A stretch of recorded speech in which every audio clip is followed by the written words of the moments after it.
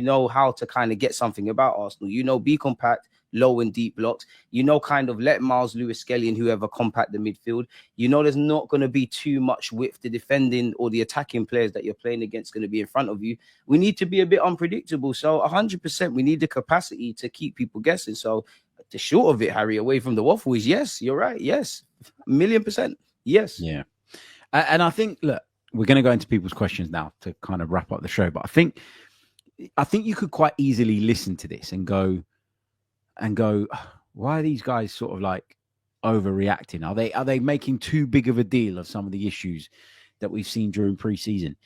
I think, if I do say so myself, I think we've done a good job of touching on the issues that we've seen in pre-season, but being able to separate what are issues that could be down to the changes in personnel because it's pre-season, a lack of fitness in certain areas, in certain departments. I think we've done a good job of separating those issues from the ones that are being carried over from last season. The ones that are being carried over from last season are the ones that you have every right to be worried about. And I would actually argue that the Miles Lewis Skelly thing and the predictability of what he does in terms of coming inside and carrying the ball and the trouble that sometimes gets us into, that does carry over from last season as well. Now, not to the point where it was a major priority or a major sort of issue, but that was something that I felt last season. And I said it on the pod many, many times. Don't keep carrying the ball down dark alleys because you will at some point get found out. Now, there's the right time to do it. And sometimes the way he does it and gallops through those lines and works us into midfield is brilliant. And it opens up the pitch and it opens up the game for everybody. But there are times where you are literally running into a cul-de-sac and there is nowhere to go. And you've got to, as you grow older and develop and improve as a player, you've got to be able to recognize if you're Miles Lewis Skelly, when the right time to go is and when it's not the right time to go. A little bit more variety in what he does, I think, is really important. Let's take on some of your questions then from the live chat. I've been starring some of them as we've been talking just then. Last chance to get some in if you want to. Some of you have been suggesting as well in the chat that you'd like us to open up a kind of like fan debate where you guys can come on and have your say. We've done call-ins loads of times. The thing is, loads of the time when I say to the people that are constantly disagreeing with me in the chat, which is absolutely fine, by the way, come on, let's debate it. They don't come. They don't turn up. So what I want you guys to do is, because there was a few of you specifically in there that said you'd be interested, drop me a message. And if I get a message from you and I know you're serious about it, then we'll put a time in and we'll get it recorded. No problem. Don't hide. Yeah, I'd love to do it. I'd love to do it. I'm not one of these people that is going to like, you know, it's not going to turn into a shouting match or anything like that. I'd love to have say your opinion. Constructive debate. I'm up for it. Whether you completely disagree with me or not, it's absolutely fine. But yeah, let's have it. Let's not just say we want to do it. Like, drop me a message and we'll get it sorted. Because I'm not going to do I'm not going to do like a live stream, which is a call in, and then all the people that have been calling for it just don't turn up. Don't turn up. Yeah, you got to give them some notice, man. That's it. Okay. Right. Let's dive into the questions then. Martin AFC 81 says, would you agree the 11 that starts the next game? So obviously that's against Athletic Bilbao on Saturday. Must be the 11 that starts versus Man United. Do you think it's that kind of black or white? I think we're getting to that, with the exception of, you know, if you're Mikel Arteta, you're probably keeping an eye on what's going on with Gabriel Magalhaes. You're probably seeing, you know, could Timber be in the mix? I'm not too sure. You know, again, maybe I'm projecting, but if I'm Mikel Arteta, based on what I've seen in pre-season, I know Madueke's just joined up with the boys, and I know Trossard's got a knock, but do you gamble with maybe starting Madueke? You're looking at the Gyokeres Havertz thing. Havertz knows the system. We're told he might be fit. Gyokeres is clearly behind fitness-wise, but do you just start him? I do. There's these kind of minuscule points, but probably, to me as a fan, probably, you know, I don't know if there's behind closed doors games scheduled, but you'd imagine what you see against Bilbao is kind of how we're moving to Man United, really and truly, what we're going to go and do. So yeah, I think so. Like, that's kind of, or at least 6-7 of the players, if I'm honest. Yeah, I think you're right. I think there's a few exceptions. So I think if you can get Big Gabby up to speed and you're going to Old Trafford, whether he can start the game on Saturday or not, he'll have another week and a bit to get himself up to speed, in which case, run it to the wild. yeah, you play him. You know, he's that good. He's that important. So yeah, there's certain exceptions to the rule, isn't there? For sure. But you want it to be as close to that 11 as possible, I think, Martin. I think that's fair. Just scrolling through your questions, there's some really good ones. A lot of them are related to things that we've just touched on since I asked you to put your questions in. So I won't pick those ones up just for the sake of not repeating ourselves. But also, some of you have been messaging about a comment that I made on the report that I did from the Emirates Stadium yesterday, where I said about the Eberechi Eze situation. I'm not really getting great vibes, actually, about Harry, man. happening. So, yeah, we'll talk about that. We'll talk about that on a separate episode a little bit later on today. We'll do a short bonus transfer episode because I don't know if you've seen it, DG. There's rumors going around this morning that we're waiting for Rodrigo to become available on loan. Don't know if you've read that. I don't know if no, that's news to me now. And it came from the Times as well. So so yeah, it's quite credible. It's quite credible. Yeah, that's what I mean. So I think it's worth a discussion a little bit later on in the day. But I wanted to make sure that we covered all the bases of last night's game rather than sort of skimming over it to talk transfers. I'm sick of talking transfers, if I'm being honest. So am I, man. The good news is just under a month and it's done. Hopefully we get some signers in, but yeah, that's it. I'm not going to pretend I didn't burst my bubble, man. That's it. I'm sorry, man. I'm sorry. I'm not saying it's not happening, that it's definitely not happening. But from what I've sort of heard, it doesn't feel like it is anywhere near as advanced as a lot of Arsenal fans are saying or believing. And I've been guilty of this as well, because as it was sort of highlighted to me the other day. Yeah, absolutely. And I was on TalkSport the other day talking about Eze, and there was a clip that they cut and put out. And they were like, and it basically, I got a load of messages from Crystal Palace fans saying like, why are you talking about him as if he's already your player? And I didn't feel that that's what I was doing at the time. I felt like I was just talking about what he would bring if he did come in. But in hindsight, maybe I have got a little bit carried away, and I'm not going to apologize for getting carried away, but maybe I did get sucked in a little bit with the chat. But we trust he's got us, man. He's got us. Fingers crossed. Frag Devil says, can Arteta adapt to a playing style that will suit Gyokeres like Pep did for Haaland? Do you have faith that Mikel can make the tweaks and adjustments required to just gear our game towards having that out and out centre forward? Because it's an important question, this one. It's a really in-depth question, Frag Devil, I believe. Thank you for the question on behalf of myself and Harry. For me, it's a weird one because I feel Arteta has the capacity to do it, but he has to battle himself. I feel a lot of problems that Mikel Arteta has with the tactics and things is circumstantial because of himself. It's like he shoots himself in the foot. And what I mean by that is a lot of people say Arteta is not an attacking manager. Great. You can say that even though we've got 80, 90, 100 goals in the last 3 years. And you've seen several individual players have great goal scoring seasons, whether they left the club stagnated or in Saka's case, still doing their thing, right? And we all look at a bit with rose tints, the 2022-23 season. We was great on the transition. You kind of said it earlier, Xhaka was there, Partey was there, Zinni was there. So he's shown me he can coach attacking football. He can. Whether he wants to do it is another thing. Is he a bit too burnt with how the 2022-23 season's gone, and we've gone a bit too over defensive, and now we're a bit too stagnant? And as much as we like to think about the opposition and how quickly we can win the ball back when we've lost it, there has to be a degree of our own DNA. I don't know. So I think he's kind of shot himself in the foot. For me, he's going to have to. A striker isn't going to just fix everything, but a lot of our recruitment was centered around a striker. A lot of our problems is centered around goal scoring and forwards. He's going to have to. You've got Gyokeres at 27 years of age. Of course he can adapt, but to a degree what you see is what you get now. Like, he's not going to change that much. And I know people could sit here and say, he wanted Sesko, etc. Cool if he wanted Sesko, but anyone that has any common sense, at some point when it's become clear that we cannot get Sesko, and Berta and Arteta are speaking about the signings, they must have known the pros and the cons of Gyokeres, what he can get out of him. And to be brutally honest, I like Gyokeres signing purely because of that. It's a signing that's off the cuff, which isn't a typical Arteta kind of forward. And if I'm calling you for you to do different things and you've got a different kind of player which doesn't fit that makeup, a byproduct's going to be that. Like, he's going to have to. You spent 50, 60 odd million quid on him. What you see is what you get. There's no resale value and all that kind of stuff. He's going to have to. So I think he's got the capacity to do it, Harry. Whether he does it is a completely different thing. Jasper says, should we have completely rebuilt our attack? We've still got pretty much the same one as last season, barring Gyokeres and a Saka backup, if that's what you want to categorize Madueke as. He says that Man United rebuilt their whole attack because last season it wasn't good. Look, ours wasn't where it should have been last season, but it was nowhere near as bad as Man United. And so, you know, I can't subscribe to the idea that we had to rip it all up and start again.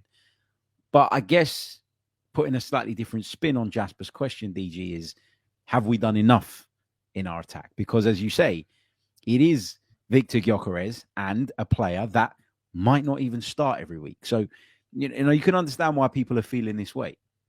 If nothing changes, nothing changes. I feel obviously we're in pre-season and we're in the transfer window. The sexy stuff as to how you get to the next level for all teams is around signings. The less glamorous stuff is stuff we're never really going to see. The coaching, the phases of play, you know, the build-up play, all of that kind of stuff. That is as important, if not more important, than signing a striker or a left winger. Nobody could watch Arsenal last season and say, if you just put XYZ player in, all our attacking issues are gone. You could say that. I don't feel we have rebuilt that. I think we've got two pieces to a three-man puzzle in Saka with Gyokeres, and I put an asterisk next to Gyokeres because I don't know if you're gonna start ahead of Kai Havertz, etc., etc. I think you should. I think you should be the top guy. And then you look at the left-hand side. You know, we're gonna back Madueke all the time, but the best thing is that he nails down that spot and is versatile on both sides. The worst is you're kind of the same hymn sheet with Martinelli and Trossard, which what we've seen in that 3-4 games, you're going to be amazing. Then we don't quite know what we're going to get. And I know we can't talk about a player that's not here, but you mentioned Eze. I've always thought if we got Eze and Madueke, that's two attacking additions. Great. It is what it is. But I always think about it like, who would be the long-term option? Because I know Eze, for example, can play in a bunch of roles. You'd imagine if he was looking at Arsenal's starting 11, he'd probably play off the left. I do think Arteta and Arsenal like Eze. Clearly, there's some substance to it, and us fans definitely love him. But how much do they rate Eze? How do they see him? Do they see him as someone that makes our attacking option stronger? Do they see him as a versatile option? Do they see him as a long-term left winger? Do they see him as someone that genuinely could overtake Martin Odegaard? And then you've got Madueke, for which of points I've said, we haven't really solved pieces to the puzzle. And then you throw in what we've been talking about, like the whole tactics. I guess we're really only going to see the byproduct of preseason in the 10-11 game mark in the Premier League. But it does leave you a bit clouded, if I'm honest with you, H, man. Like, there's a lot of wait and see kind of stuff that we want to see. And there's a lot of conversations, I must admit, that me and you have been speaking about on the channels that we've been doing, that you kind of wanted to see these questions provided a lot sooner. Like, you didn't really want these to be questions where you've got one preseason game and then it's showtime. So we're going to have to see, man. But we could have. I think we are to a degree. Yeah, all fair, all fair. Palash says, is Zubimendi going to like-for-like replace Partey in terms of how that frees up Declan Rice? This is an interesting question. That's a good question. I think I would say the simple way of answering that is yes. I do think Zubimendi's going to be better than Rice, but I think he's going to be like, I mean, I know Arteta said it about Rice, but I think Zubimendi is going to be a lighthouse. I think anyone that watches football, Zubimendi, he always wants to pass forward. He won't force it. I think he'll never be the guy that gets all of the headlines and scores a winner and stuff, but he's going to make everyone better. He always wants to play forward. He might even allow Odegaard and Gyokeres and Cole not to drop as deep. He might allow Arteta a bit more confidence in that we can go a bit more heavy. And I would say with Zubimendi, the biggest thing that impresses me beyond the obvious is actually nothing to do with Zubimendi. When we signed Declan Rice, he was known as a world-class six, in which he is, and he's great. As you said, he's now an all-round midfielder. He's not exactly 10 out of 10 of everything, but you see other shades to his game. I think a bit of that could happen with Zubimendi. I don't think he's just going to sit as a six. I do think he's going to contribute in the middle and final third. So I do agree. It does free up Rice. It's, you know, there was a point where Rice's best football at Arsenal came with Jorginho. Zubimendi's like Jorginho on steroids kind of thing. So, yeah, like, I think it will work. He genuinely is. So, yeah, man, I think it will do. I think it will work in time. I think one of the teething problems we're going to have, just based on what I've seen so far, is that Zubimendi goes roaming a little bit more than Thomas Partey did. It's much more likely that you're going to see Zubimendi pop up on the right or left than you would have with Thomas Partey. And that, I think, means that, you know, you probably have to just change Rice's role a little bit. It goes back to what I was saying earlier on in the show, right? That in order to get the best out of both of them, you need a slight adjustment. Because leaving Zubimendi at the base of the midfield when he will roam more than Partey could leave us exposed at times. and then you need Rice to support him. But equally, in order for Rice to go on and do the good things that he can do in the final third, you need Zubimendi to just adjust and adapt his game as well. So I think fine-tuning that relationship between the two of them is going to be key in terms of, the overall So what would you benefit do of to the team. Rice then, based on what you said? Rice, for me, Yeah. shouldn't be so high up the pitch in terms of his starting position. There's very few players in the modern game that have the legs and the mobility of Declan Rice. Big, powerful strides. He can get up and down, up and down, up and down. He can do it all day. He's fantastic in that sense. That's his biggest asset for me. Not saying he's not a good footballer, but athletically, he's just incredible. And I would play into that, have him starting slightly deeper, have him joining in with the attacks that little bit later. So he's making those late runs into the box. He's popping up on the edge of the box at the right times. Maybe you get the winger in behind, and the minute that pass is played, then Rice gets on his bike and starts to join in and arrives late and arrives in the right spaces, rather than him being in a really high starting position. Because I think when he is in a high starting position and he receives the ball, again, this is not to criticize him because I think he's fantastic, but his skill set lies in other places. He's not that sort of Martin Odegaard type that's going to unlock a defense. It's carrying the ball, it's power, it's the drive that he has that I think is phenomenal. So just play into that. It's not, again, like people take it as though, we're writing certain players off. We're not, but I think you need to look at what the skill set you have available to you is, and you need to utilize that. It's like, I'm not going to ask Max Dowman to sit at the base of a midfield, am I? Because I want him further up the pitch. I want him as close to the goal as possible. Playing to everyone's strengths. Yeah, like Declan Rice, don't get me wrong, since he's come to Arsenal, I think has developed his attacking game and has shown that he can score goals and he can impact games in the final third. But that's still only really 50% of what Declan Rice's appeal is.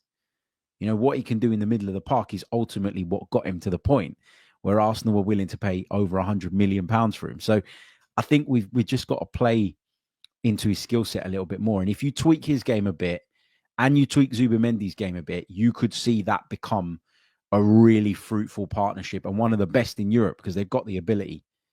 But I think you won't get there if you keep allowing Zubimendi to go roaming in the way that he did at Real Sociedad and has done at times for us in pre-season. And you can't have Declan Rice staying really high up the pitch, sometimes in the same line of attack as the centre forward.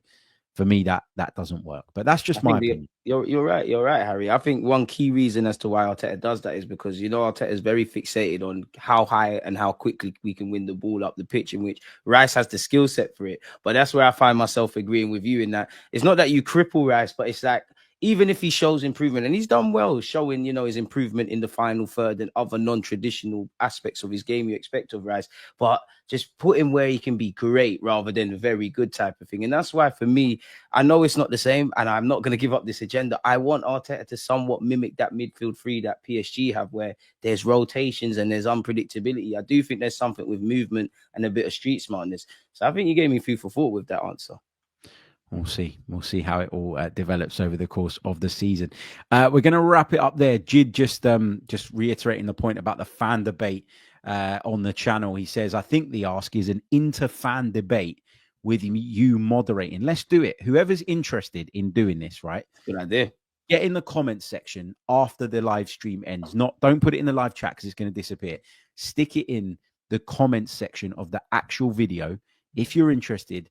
And I will tag you all in a reply and I'll give you a lot of time and a date. And if you can make it great. I mean, if you want to sign up as Patreons for free, you can do so that you can message me. You won't get access to the content, obviously, but if you sign up for free, you get a line into me. If you don't use Twitter or Instagram, if you use any of those, get in touch with me. Just send me a message. Let's do it. I'm more than happy to do it. Get it done, man. Yeah, let's get it done. Let's get it done. Absolutely. DG, thank you so much, as always, mate, for joining me. And we both keep getting messages about making this a regular thing. So we'll have a little chat when we wrap up as well. And we'll try and figure out how we can make that happen. Let people know where they can follow you, what's coming up. Appreciate you guys, man. Appreciate you, Harry. It's been a fantastic chat. Win, lose, or draw. It's lovely to speak about Arsenal. And I'm going to be live on my platform, I think, 1:45 p.m. UK time. And Harry's been nice enough to put my YouTube account in the title in it. So just type in Deluded Gooner. I should come up. So, yeah, man, if you like what I've been rambling on about or not like it, come over there, man. And once again, Harry in the chat. Appreciate you lot, man. Thank you. Thank you very much for joining us, mate. And make sure you do go over and give DG a subscribe as well. If you're listening to us on Apple or Spotify, I'll be sure to leave the link in the description as well. Right. We're going to love you and leave you. We'll see you all very, very soon. Until the next one, take care of yourselves and have a wonderful Thursday. Up the Arsenal. Goodbye. Come on.